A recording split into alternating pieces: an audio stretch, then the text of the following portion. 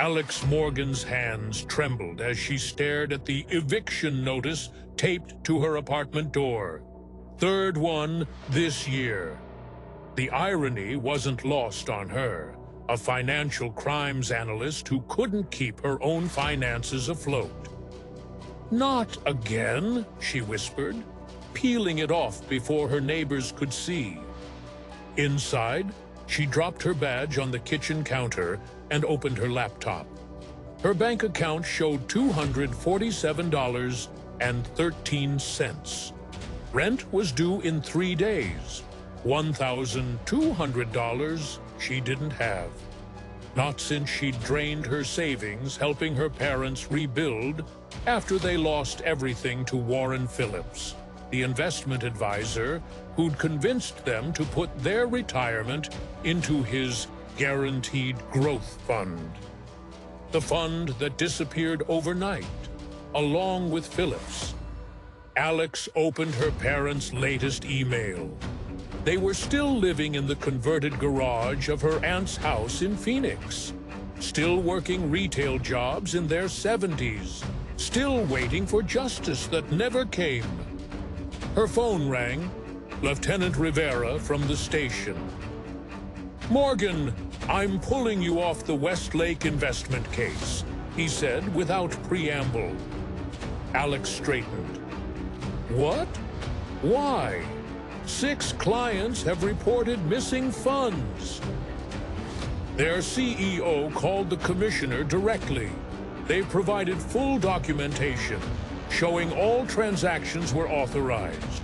Their security consultant, some hotshot who charges more per hour than you make in a day, says their system is impenetrable. "That's what they said about the Titanic," Alex muttered. "This isn't a joke, Morgan. The department can't afford another lawsuit for harassing legitimate businesses. Your obsession with taking down investment firms is clouding your judgment." "It's not an obsession," Alex protested, looking at her parents' email. "It's justice. It's personal, and that makes it dangerous. Close the file tomorrow. That's an order." After hanging up, Alex paced her small apartment, fury building.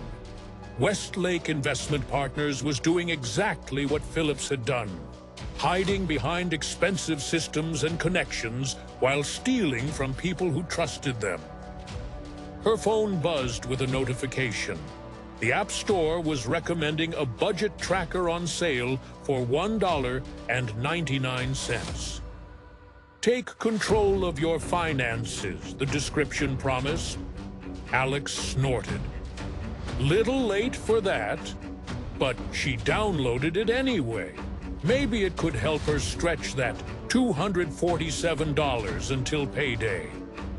As she entered her pathetic financial data into the app, a feature caught her eye. A pattern recognition visualization that grouped similar transactions.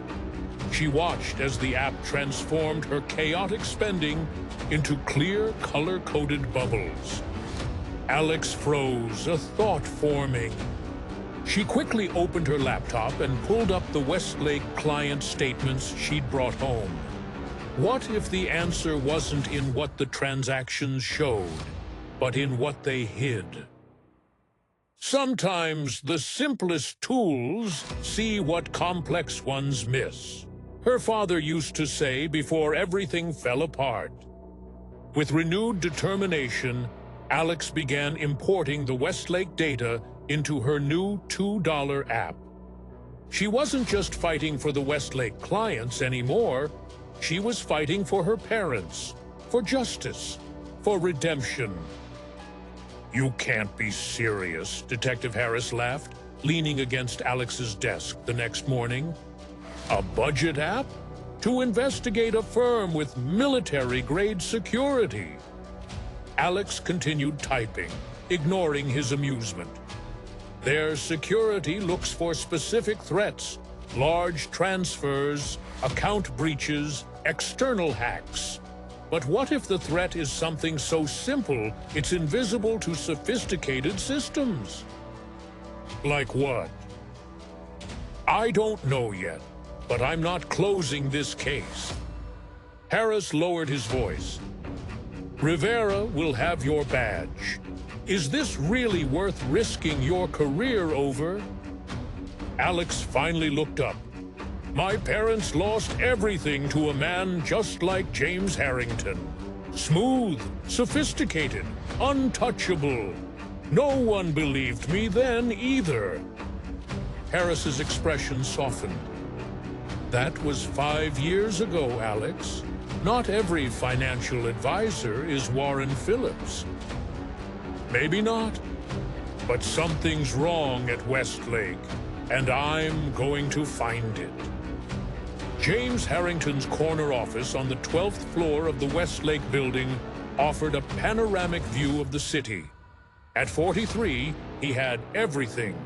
The Rolex, the Italian suits, the profile in Forbes highlighting his revolutionary approach to financial security.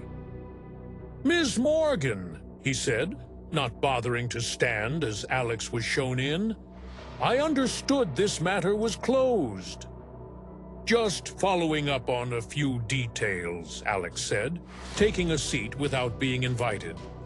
Impressive security systems you have. Harrington's smile didn't reach his eyes. The best money can buy.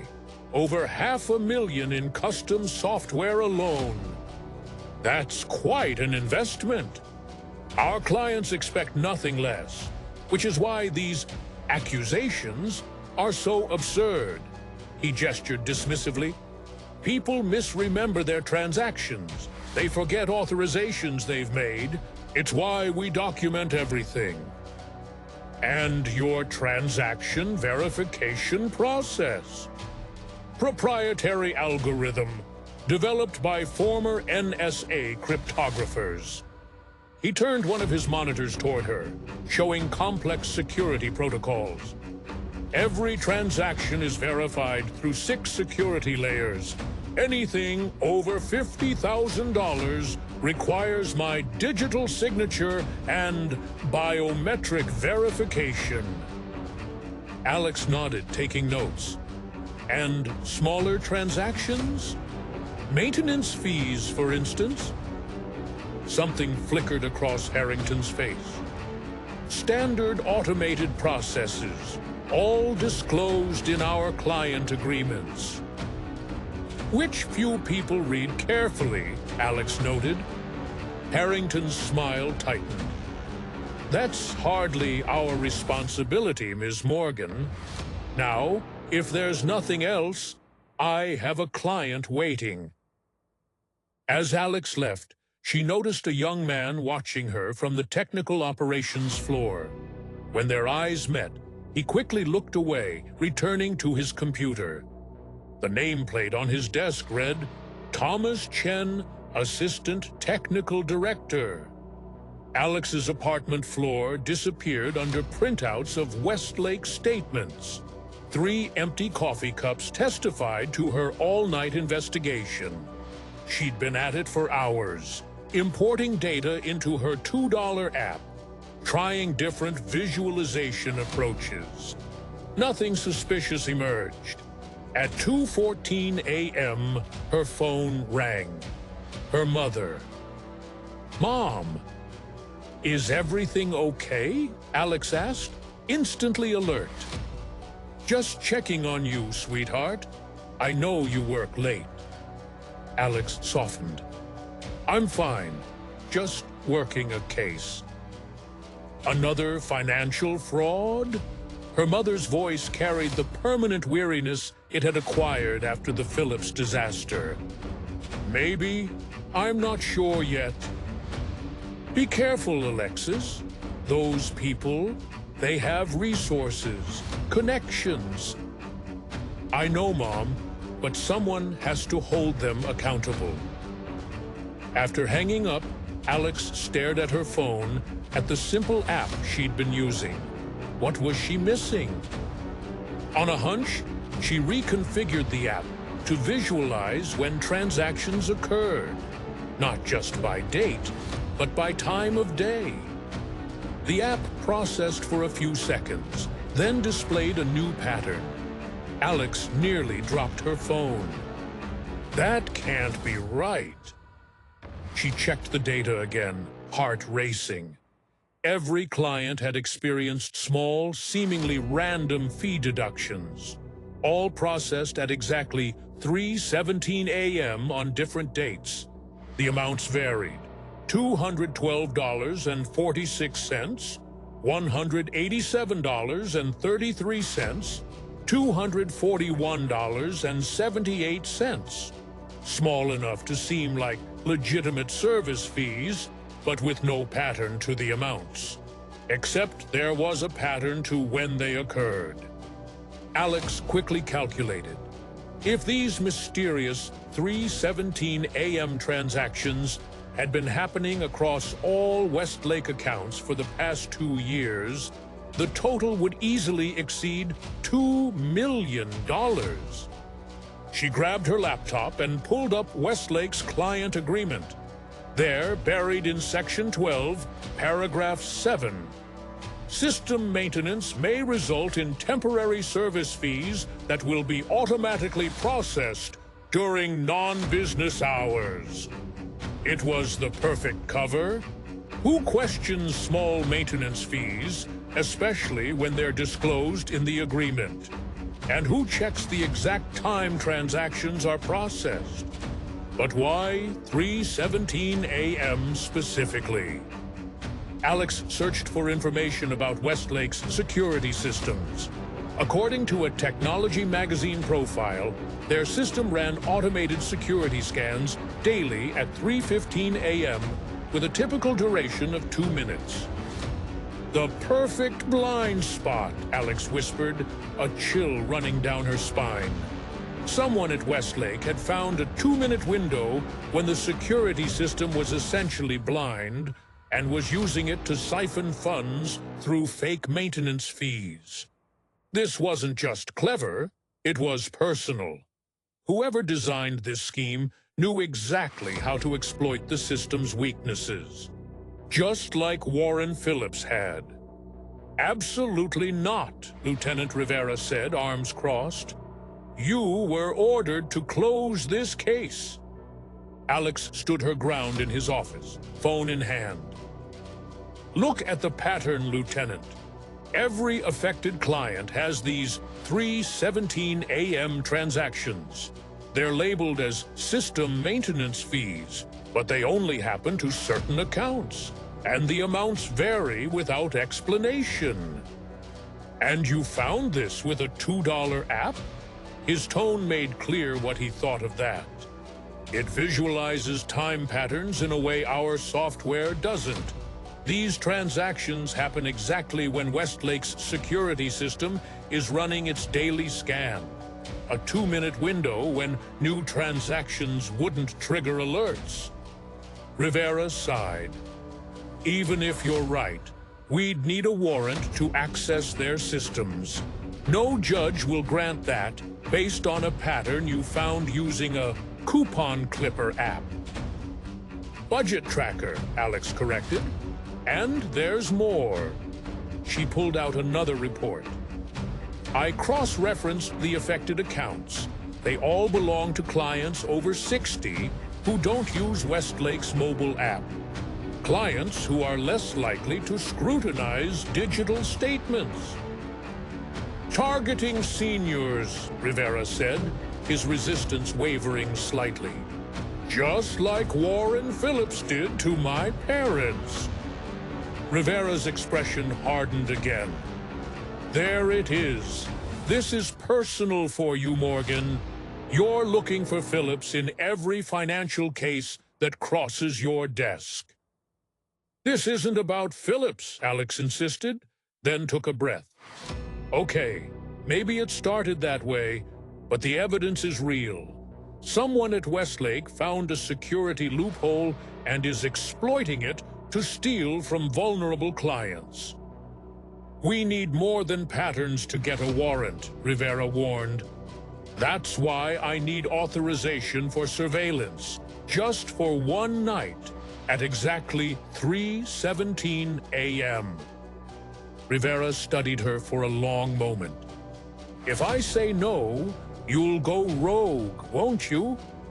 Alex didn't answer, which was answer enough. One night, he finally said. If nothing happens, you drop this and take 2 weeks leave. Deal? Deal! The surveillance van was cramped and smelled of old coffee.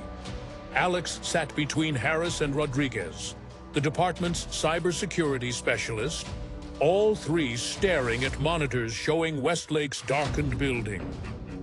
2 minutes until their security scan starts, Rodriguez said, checking his watch. Alex clutched her phone, the $2 app open to the pattern she'd discovered. Whoever's doing this has to initiate the transactions right after the scan starts. Still can't believe we're here because of a budget app, Harris muttered. Sometimes the simplest tools see what complex ones miss, Alex replied, echoing her father's words. At exactly 3:15 a.m., Rodriguez confirmed the security scan had begun. All three watched the server activity in tense silence. At 3:16:42, they saw it. A remote login from within the building. Someone's there, Harris said, suddenly alert. Tracing the workstation, Rodriguez reported. It's coming from the 8th floor. Technical Operations Department. At 3:17 a.m. precisely, they watched as a batch file executed, initiating 17 small transactions labeled as maintenance fees. That's our evidence, Alex said, a surge of vindication washing over her. Can you tell who's logged in? Rodriguez typed rapidly. Username T. Chi Chen. According to the employee directory, that's Thomas Chen, Assistant Technical Director. The guy I saw watching me, Alex realized.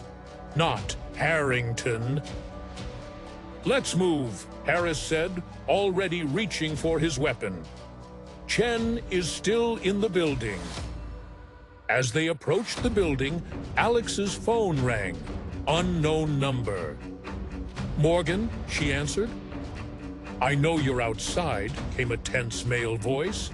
I can see the van. Alex froze. Mr. Chen? You don't understand what you're getting into, Chen said, his voice shaking. This isn't what you think. Then explain it to me, Alex said, signaling to Harris to trace the call. I can't talk now. He might be listening. But it's bigger than maintenance fees. Check the Cayman transfers.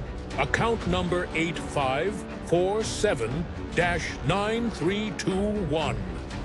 Thomas, we can protect you, Alex said. Just come out and... Too late for that. I've left everything you need on a server. Password is Ordemption317. Find it before he does. The line went dead. The elevator doors opened to a darkened 8th floor. Following Rodriguez's directions through their earpieces, the team moved silently toward the soft glow of a computer screen at the far end of the Technical Operations Center. But Thomas Chen wasn't there.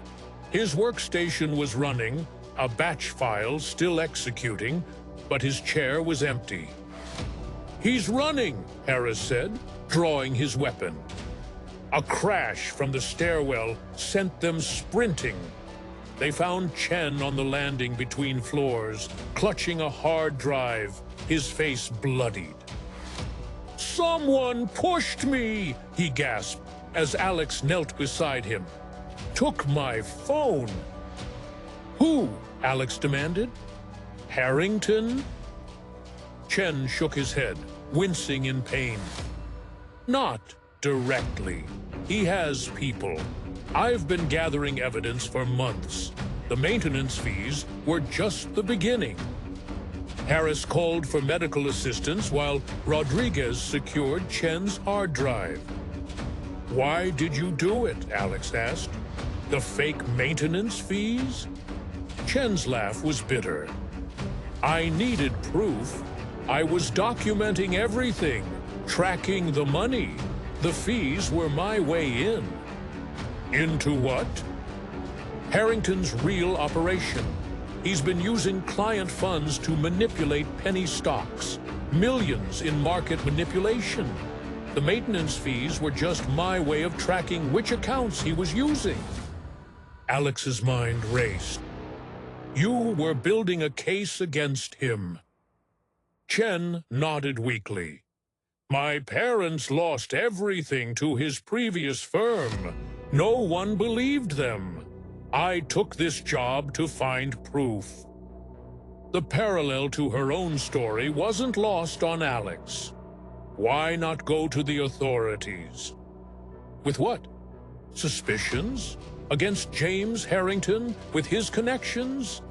Chen coughed. "I needed irrefutable evidence. It's all on that drive, and the server I told you about." As paramedics arrived to treat Chen, Alex's phone buzzed with a text from an unknown number. "Roof, now alone, or the evidence disappears." 3 months later, Alex stood in the back of a crowded courtroom as the judge delivered his verdict. "In the case of the state versus James Harrington, on 37 counts of fraud, securities manipulation, and theft, this court finds the defendant guilty on all charges." The gallery erupted in applause. In the front row sat 23 Westlake clients, mostly seniors, who had testified against Harrington. Among them were Alex's parents, who had flown in for the verdict. Thomas Chen, now in witness protection, had provided the final evidence needed for conviction. His server had contained years of documented fraud, not just at Westlake, but at 3 previous firms where Harrington had worked, including Warren Phillips's operation. Harrington hadn't just known Phillips, he'd mentored him. Outside the courthouse, reporters swarmed Alex. "Detective Morgan, how does it feel to bring down one of the biggest financial fraudsters in the state? Is it true you discovered the fraud pattern using a $2 smartphone app? Will you be leading the new Financial Crimes Task Force?" Alex deflected most questions, but confirmed one detail. Sometimes the most sophisticated crimes are uncovered by the simplest tools. This case was about looking at the right data in the right way. As the cameras flashed, Alex caught sight of Harrington being led to a transport vehicle.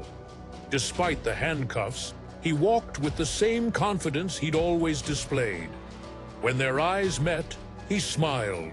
Not the practiced charm he showed clients, but something colder, more knowing.